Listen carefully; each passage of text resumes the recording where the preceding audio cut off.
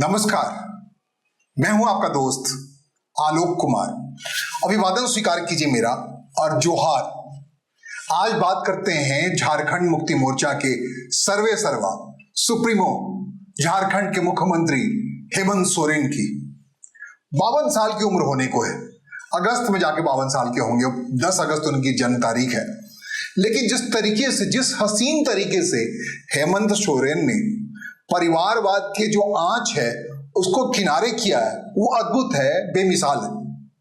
ऐसा rare of the rarest होता है जो परिवारवाद के पृष्ठभूमि पर पलने बढ़ने वाले राजनेता के पास परिवारवाद का बोझ कितना भारी होता है, ये लालू प्रसाद यादव के बच्चों के अंदर आप देख सकते हैं।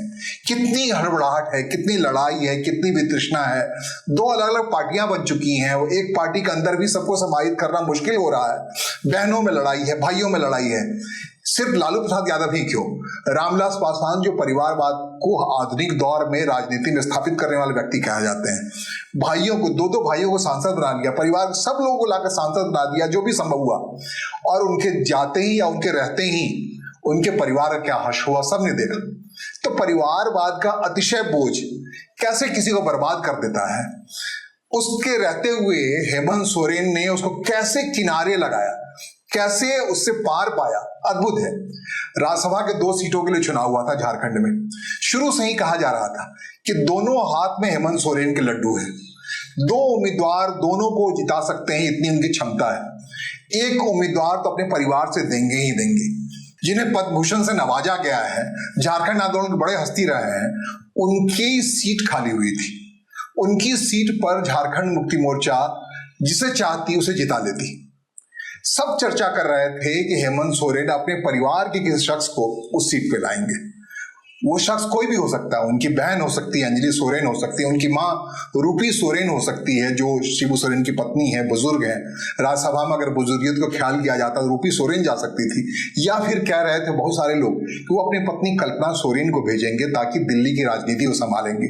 बहुत सारे लोग ये भी कह रहे थे हेमंत सोरेन उदार दिल के हैं, बड़े दिल के हैं, तो वो चले जाएंगे दिल्ली राज्यसभा में इस सीट की जो सुनिश्चित जीत वाली है, वहां से जाकर दिल्ली की पॉलिटिक्स करेंगे, क्योंकि आदिवासियों को लेकर इस देश में नेतृत्वकर्ता का अभाव है। जिस ढंग से राजनीति में आदिवासियों का बोलबाला बढ़ा है, खासकर राष्ट्रपति बनने के बाद द्रौपदी मुर्मू के, तो एक स्पेस सा क्रिएट हुआ है। और पूरे देश के आदिवासियों के बीच नेतृत्वकर्ता के तौर पर अगर झारखंड मुक्ति मोर्चा को उभारना है तो उसके लिए मुफीद होता है। कई लोग कह रहे थे ये मुमकिन था कि हेमंत सोरेन मुख्यमंत्री की कुर्सी पर अपनी पत्नी जो विधायक है, उनको अलग से चुनाव लड़ाने की आवश्यकता नहीं है, कल्पना सोरेन को बिठाते और दिल्ली चले आते। मतलब अपने परिवार की सीट जो राज्यसभा की सीट है उसे अपने पास महफूज रखते। झारखंड में गठबंधन की सरकार प्रचंड बहुमत से चल रही है। 56 विधायक उनके साथ थे, तो दूसरे जो होते वो किसी और व्यक्ति को कांग्रेस को दे देते या परिवार के किसी व्यक्ति को नहीं ला करके। ये भी बात हो रही थी उनकी भाभी जो सीता सोरेन भारतीय जनता पार्टी में है, और भारतीय जनता पार्टी से बात करते सीता सोरेन को उम्मीदवार बनाइए और दोनों सीटें अपने परिवार के नाम करवा लेते। ये संभव था हेमंत सोरेन के लिए, लेकिन हेमंत सोरेन ने क्या किया? अद्भुत किया। हाल के दौर में तो ऐसा देखने को नहीं मिलता। चिराग पासवान के लिए जब जमुई सीट से किसी उम्मीदवार को उतारने की बात आई तो किसको उतारा उन्होंने अपने बहनोई को उतारा, अरुण भारती। वहां से परिवारवाद को, उसी परिकल्पना को उन्होंने पोषित किया, पुष्पित किया जो उनके पिता करते रहे थे।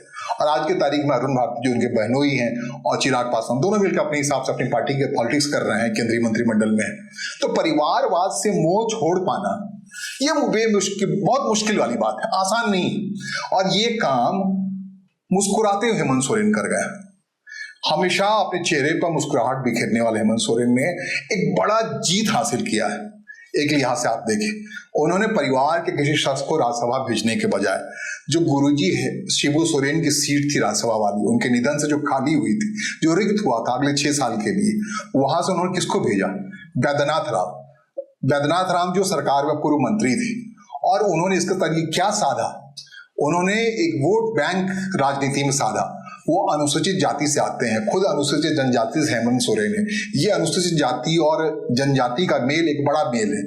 दलित पॉलिटिक्स हर कोई करता है। झारखंड में उन्होंने दलित पॉलिटिक्स के लिए झारखंड मुक्ति मोर्चा के लिए एक स्पेस क्रिएट किया, बड़ा स्पेस। लेकिन जब बात हो रही थी कि परिवार से कौन शख्स आएगा, आपको बता दें गुरुजी शिबू सोरेन के परिवार के 8 सदस्य लोकसभा चुनाव लड़ चुके हैं या लड़ चुके हैं, चुनाव में विधायक है, सब कोई।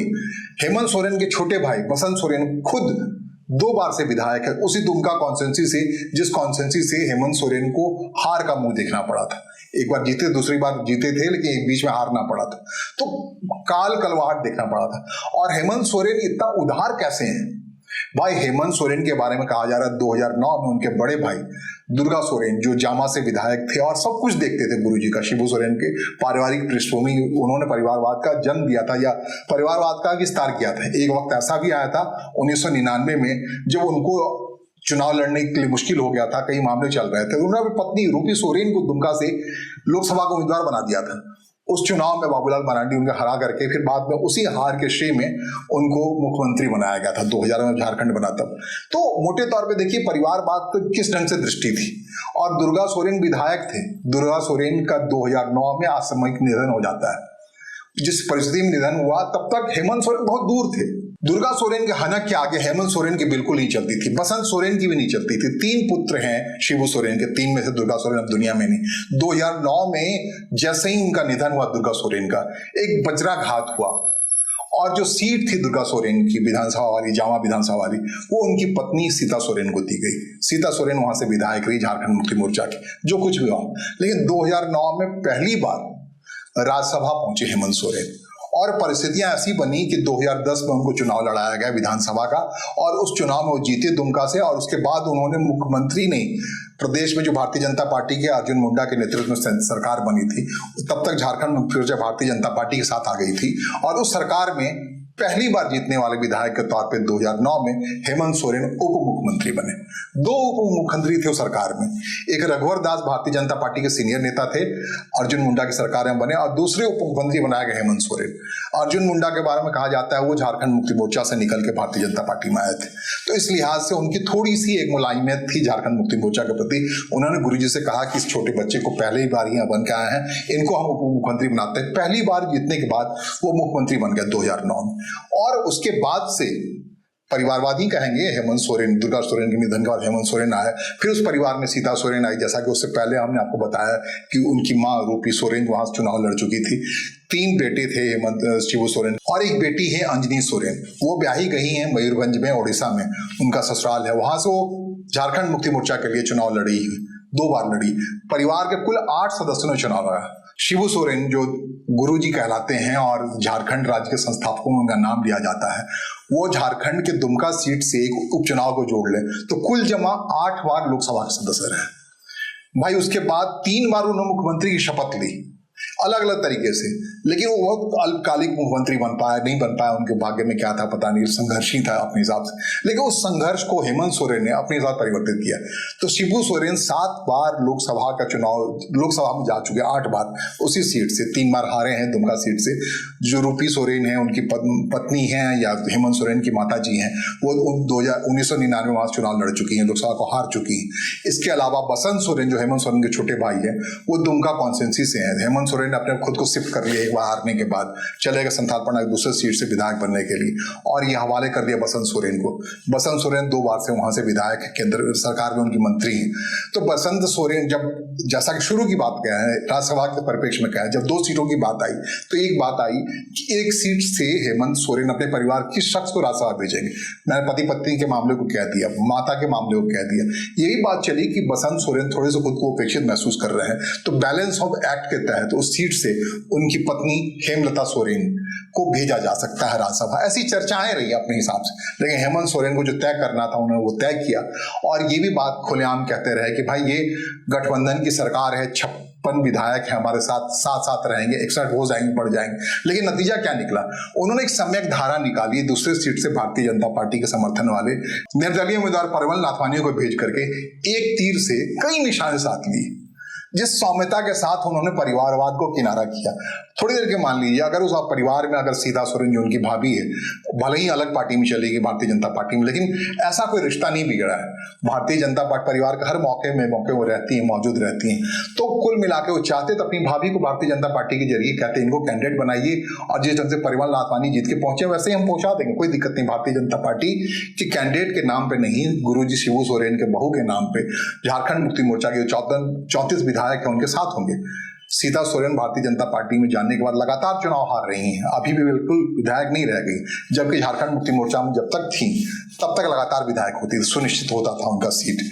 लेकिन बाद के दिनों में जब भारतीय जनता पार्टी का आने के बाद कई दाव लगाए उन्होंने, अब तक मौका हाथ नहीं लगाया। तो हेमंत सोरेन चाहते तो ऐसा कर सकते थे भाभी के लिए, लेकिन क्या कहलाता है, ये कहलाता है एक तरीके से फिर से परिवारवाद का पोषण। और उस परिवारवाद का पोषण जिसका जिक्र है भारतीय राजनीति बड़े तरीके से लिया जाता है, कोई कहीं भी रहे परिवार का व्यक्ति, उसकी कोई दूसरा मदद करता ही परिवार के नाम पे। लेकिन हेमंत सोरेन ने एक आइडियल पॉलिटिक्स की स्थापना की उस सीट से जिससे उसे पिता जीत के गए थे और खाली हुई थी उनके हारने के बाद। ताकत रहने के बावजूद भी उस सीट से अपने परिवार के किसी व्यक्ति को नहीं भेजा। कहते हैं हेमंत सोरेन की भतीजियां जो हैं, दुर्गा सोरेन की बेटी राजश्री सोरेन, उसके अलावा 3 बेटियां हैं उनकी, विजयश्री सोरेन, ये सब भी अपने हिसाब से एक्टिव होना चाह रही है पॉलिटिक्स में। उसको भी चाहते हेमंत सोरेन भेज सकते, राज्यसभा भेज सकते, विधानसभा भेज सकते, लेकिन अपने तय उन्होंने किसी को प्रश्रय नहीं दिया, किसी को हवा नहीं दिया। अब आप कह सकते हैं पति पत्नी जब हैं तब परिवारवाद के बिना कैसे हैं हेमंत सोरेन, ये बात भी आपको याद दिला दें कि 2024 में हेमंत सोरेन को जनवरी में ईडी ने उठाकर अरेस्ट कर लिया। अरेस्टिंग के वक्त मुख्यमंत्री कुर्सी पर नहीं रहते, तो उस समय परिवारवाद को पोषण करना होता हेमंत सोरेन को, अपनी पत्नी कल्पना सोरेन को मुख्यमंत्री बना देते। ऐसा नहीं किया। उस विपरीत परिस्थिति में भी उन्होंने किसको चुना, चंपई सोरेन जो झारखंड मुक्ति मोर्चा के वरिष्ठ नेता थे, पुराने नेता थे, उनको लाकर मुख्यमंत्री के तौर पर शपथ दिया, उनको मुख्यमंत्री बना दिया जब जेल गए तब, और तकरीबन 149 दिनों तक वो जेल में रहे। इसी दरमियान राजनीति में ऐसी परिघटनाएं हुई उनके जेल में रहते हुए, उनकी पत्नी के लिए गांडेय सीट खाली करवाई गई, विधायक थे वहां से सरफराज अहमद, उन्होंने इस्तीफा दिया, उपचुनाव हुआ, वहां से उनकी पत्नी कल्पना सोरेन एक विपरीत परिस्थिति में जीत के आई और उसके बाद फिर दोबारा उनको उपचुनाव में जीतने के बाद दोबारा जब 2024 का चुनाव हुआ विधानसभा का, उसमें फिर कल्पना सोरेन दोबारा जीत के आई। तो जब जेल में थे हेमंत सोरेन उस वक्त में उनको सीधे मुख्यमंत्री कुर्सी पर लाकर नहीं बिठाया, तब तक जब तक हेमंत सोरेन 149 दिनों में बाहर आए तब तक उनको पता लग गया था कि चंपई सोरेन अंदर खाने कुछ खेल कर रहे हैं। तो उन्होंने अचानक से जेल से बाहर आने के बाद मुख्यमंत्री पर दोबारा बैठे, वो अपनी पत्नी को नहीं बिठाया। कल्पना सोरेन को विपरीत परिस्थिति में राजनीति में आना पड़ा, नहीं तो स्कूल चला रही थी, परिवार चला रही थी, घर चला रही थी, 2 बच्चों को पाल रही थी। मुख्यमंत्री लंबे समय से थे हेमंत सोरेन थे, वो चाहते थे 5 वर्ष के रहते ही कल्पना सोरेन को राजनीति में ले आते। कहते हैं कल्पना सोरेन को राजनीति में लाने से पहले परिवार में काफी तनातनी थी, तब शिबू सोरेन हुआ करते थे। बसंत सोरेन चाहते थे कि उत्तराधिकारी के तौर पर ना सही, लेकिन बसंत सोरेन दुमका सीट से विधायक बने, और काफी तनातनी के बाद ये सब तय हो गया था। तो कल्पना सोरेन घर में ही रह गई थी। तो घर में रह गई थी तो विपरीत परिस्थिति जब आई, परिवार पर जब आफत आया, कल्पना सोरेन को चाहते हेमंत सोरेन तो चंपई सोरेन की जगह ही मुख्यमंत्री की शपथ दिलवा चुके होते, या फिर जेल से जब चंपई सोरेन की गड़बड़ियों का पता लगा तब चाहते खुद मुख्यमंत्री बनने के बजाय खुद को मुक्त रखते और कल्पना सोरेन को मुख्यमंत्री कुर्सी बैठा देते। ऐसा कुछ भी नहीं किया। अनड्यू फेवर जो परिवारवाद के नाम पे कहते हैं वो बिल्कुल भी हेमंत सोरेन नहीं किया। और जिस चंपई सोरेन को परिवारवाद के खिलाफ जाकर के, एंटी स्ट्रीम जाकर के हेमंत सोरेन ने मुख्यमंत्री बनाया, उन्होंने क्या किया, वो भारतीय जनता पार्टी में आते ही सबसे पहला काम क्या किया, जो उपचुनाव होना था उनके आने के बाद भारतीय जनता पार्टी के पास, उस चुनाव से उन्होंने अपने बेटे बाबूलाल सोरेन को चुनाव लड़ा दिया और हरवा भी दिया।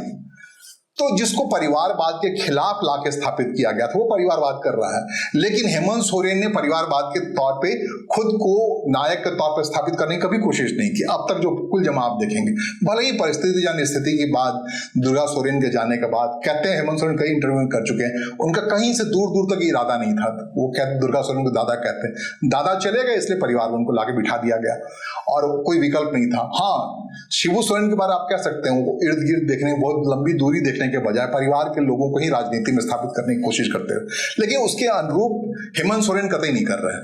हेमंत सोरेन अगर कर रहे होते राज्यसभा की सीटों पर, वो अपने परिवार, खास करके बहन को लेकर काफी कहा जा रहा था, वो अंजनी सोरेन जो उड़ीसा के रहने वाली हैं, वो पिताजी के सीट पर राज्यसभा जाने के बारे में कई अटकलें थी, कई तरह की बातें थी, क्योंकि 2 बार से लोकसभा चुनाव वहां लड़ रही मयूरभंज से, वो नहीं जीत पा रही झारखंड मुक्ति मोर्चा के तौर पर। तो कहते हैं परिवार के अंदर ऐसी स्थिति बन रही थी कि अंजनी सोरेन को भेजा जाता, लेकिन हेमंत सोरेन ने फैसला क्या लिया, उस सीट पर वैद्यनाथ राम को भेज दिया।